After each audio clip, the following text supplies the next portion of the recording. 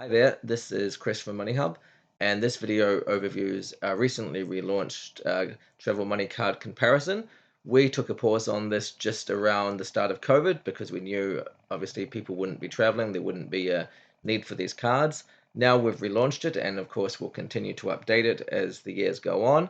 But I wanted to just show it's much easier to show and tell exactly how these cards work in a video than sort of write it out in a long description. Whilst the guide is very comprehensive and you will see, the different fees and the different ways the cards work, this video is designed to really just walk you through it sort of in a much more straightforward fashion.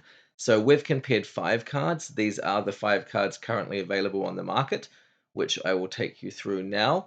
There used to be 7 cards, but Qantas has closed its card down. It had a cash passport, and KiwiBank had something called Loaded for Travel, and that also closed down about late 2021. So those products have been discontinued, but there still are 5 products left. We have obviously profiled the Wise debit card because it is, like in our view, without going into too much detail right now, very, very comprehensive in its basically in its offering and in its low fees. And then second to that, there's the legacy or sort of traditional cards, as we've called them in this review and comparison, which is the Travelex money card. That is normally quite a popular card, and of course you can see Travelex all over the airports, in all those kiosks. Then you've got your Air New Zealand One Smart card, you've got your cash passport from Mastercard, and then you've got your Westpac card. The best way to really explain and to show the differences between them is just to take a simple example of buying currency. Because ultimately, while these cards all have various features and so many currencies, and some have this and some have that, we want to see how many dollars you get for your dollar, or how many pounds or euros or whatever. So what I've done here is just to show it very quickly, and you can see the links below to all of these so you can do your own comparison. So the first one, we're going to take 2,000 New Zealand dollars, and we're going to we're going to convert it into US dollars. So we can see right now if we plug in 2,000, then we're going to get 1371.25. So around, yeah, so 1371. Let's just keep it simple. But so that's for Wise.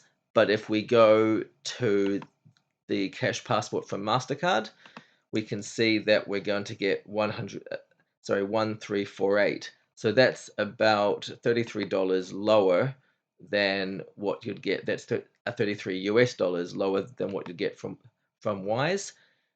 We used the Travelex card. So here's the Travelex money card. We also want to do 2,000 New Zealand dollars. We'll see that we'll get 1337. So that is actually lower than this card from Cash Passport, $10 lower, and then of course it's lower again than the Wise card. Continuing on, if we look at the Westpac card, we can see that we want to buy $2,000 and we want to convert it into US. So 1331, that's the lowest so far. But wait, there is more. And if we go to the Air New Zealand card, we can see that $2,000 buys 1327. So there's a large difference there, 1327, but between 1371. Those, obviously that's quite significant for $2,000. If you're away for a long time, that's going to add up more and more and more. Even if you're away for a short time, then yeah, like there still will be a difference. Now I've just done a US example, but you can change it to any currency you want. Just do a quick comparison. You will find that there is a difference, and I think you will find that the difference always favors Wise. That's because they use a market rate and they don't sort of like entrench their product with a whole bunch of fees. We're not a huge fan of all the fees, obviously, and I think the cards themselves, as I said, we're classing these as legacy, and then we're classing Wise as fully sort of transformative and innovative. This is a product which has been in the market in New Zealand just before COVID, and it's proven to be quite popular. We see a lot of interest in it, but we just wanted to put out a video which explains the different fees. So we invite you to check it out and look at the different cards there, click below. You can see on all of them uh, for the Air New Zealand card, just drag right down. You can see the exchange rates there, and for everything else, I mean, they make it very visible. They are transparent, which is helpful. It's just that the exchange rates slash the fees aren't very desirable. So yeah, hopefully this helps.